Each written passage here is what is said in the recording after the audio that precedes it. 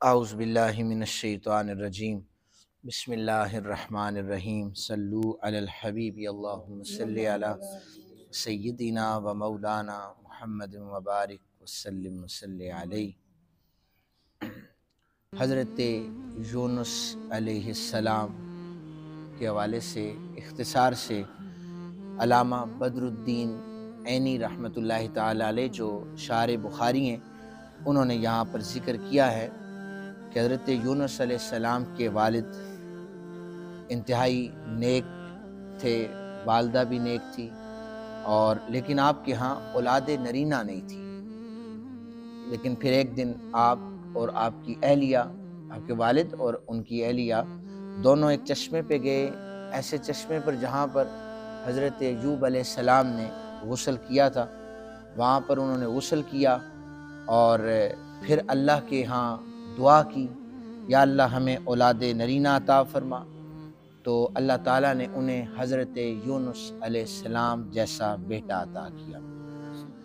آپ ابھی والدہ محترمہ کے بطن میں موجود تھے، 4 مہینے گزرے تھے تو آپ کے والد گرامی کا انتقال ہو گیا۔ حضرت علی کرم اللہ وجہہ الکریم بیان کرتے ہیں کہ اللہ تعالیٰ نے 28 سال جب عمر حضرت نوح علیہ السلام کی پہنچی تو اللہ تعالیٰ نے انہیں نبوت عطا فرما دی۔ اللہ تعالیٰ نے آپ کو اہل موصل کی طرف بھیجا، اور جو مشہور ہے نینوا کے نام سے، اور حضرت یونس علیہ السلام کی جو قوم تھی وہ بتوں کی پوجا کیا کرتی تھی۔ آپ کئی عرصے تک تبلیغ اسلام کرتے رہے، دین کی تبلیغ کرتے رہے، صرف 2 آدمی ایمان لائے۔ ایک کا نام روبیل تھا، یہ بھی عالم اور حکیم آدمی تھا، اور دوسرے کا نام تنوخ تھا جو انتہائی عابد اور زہد و تقوی والا انسان تھا۔ نبی اکرم صلی اللہ علیہ وسلم نے ایک مقام پر فرمایا، مجھے یونس پر فضیلت نہ دی جائے۔ یہاں پر فوراً شکوک پیدا ہو جاتے ہیں کہ حضور نے خود فرمایا ہوا ہے کہ میں تمام اولاد آدم کا سردار ہوں اور مجھے فخر نہیں ہے، میں امام ہوں، انبیاء مقتدی ہیں، تو یہاں پر کیوں فرمایا کہ مجھے یونس پر فضیلت نہ دو؟ محدثین کرام کی ایک بڑی جماعت نے لکھا ہے کہ نبی اکرم صلی اللہ علیہ وآلہ وسلم کا یہ کہنا عاجزی اور انکساری کی غرض سے تھا۔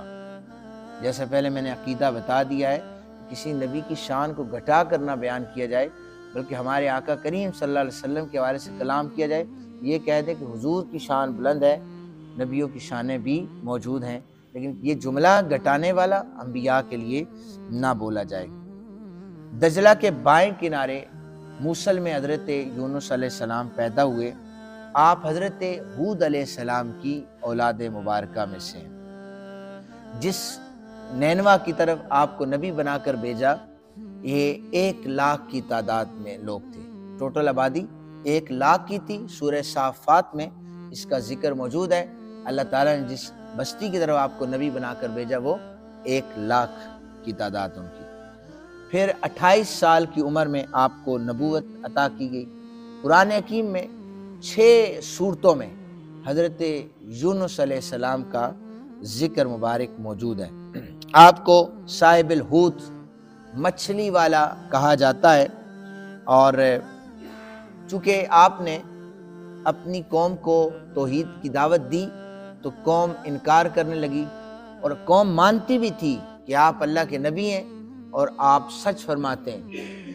آپ نے فرمایا کہ 3 دن میں تمہارے اوپر عذاب نازل ہونے والا ہے۔ اب 3 دن جب انہوں نے کہے، لوگوں نے کہا کہ اگر عذاب نازل ہونے والا ہوا تو یونس اپنے گھر میں نہیں ہوگا، حضرت یونس اپنے گھر میں نہیں ہوں گے، چونکہ جب عذاب آئے گا یہ باہر چلے جائیں گے۔ اگر موجود ہوئے تو پھر عذاب نازل نہیں ہوگا، اگر چلے گئے تو سمجھ لو کہ عذاب نازل ہونے والا ہے۔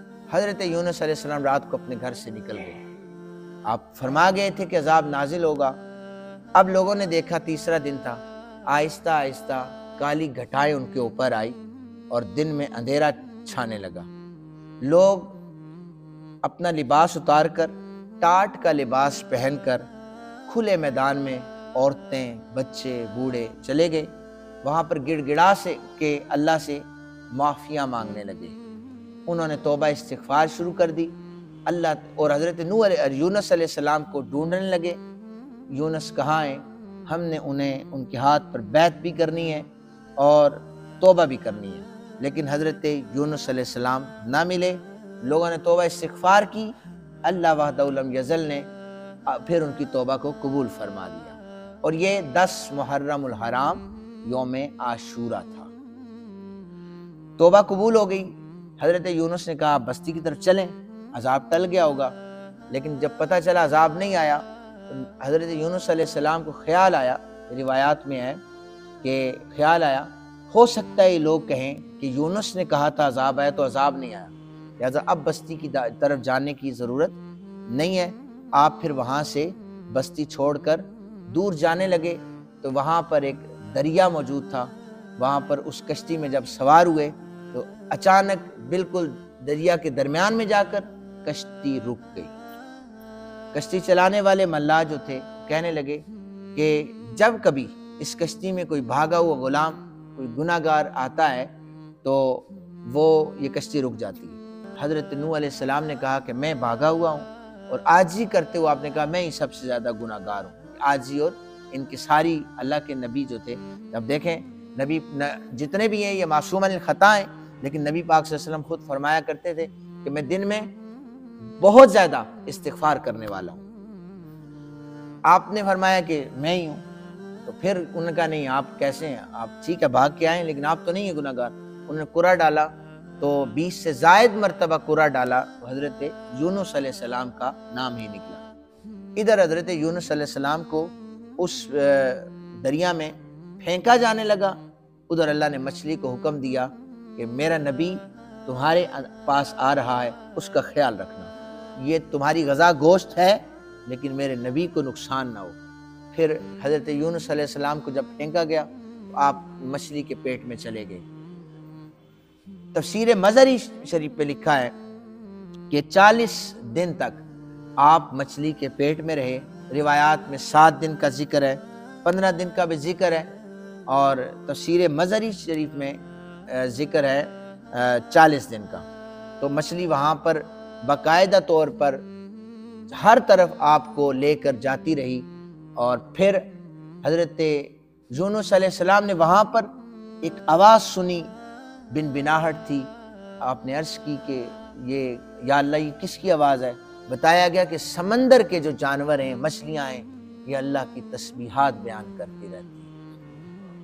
پھر حضرت یونس علیہ السلام نے دعا مانگی، اللہ تعالیٰ نے دعا کو قبول کیا اور مچھلی نے آ کر آپ کو باہر نگل لیا۔ سامعین محترم، یہ اللہ تعالیٰ کے نبی حضرت یونس علیہ السلام کا اختصار کے ساتھ تعارف کیا ہے، مزید بھی انشاءاللہ ہم اس کو آگے بیان کریں گے۔ اللہ تعالیٰ ہم سب کو انبیاء علیہم السلام کے حوالے سے صحیح العقیدہ مسلمان بنائے۔ وما علینا الا البلاغ المبین۔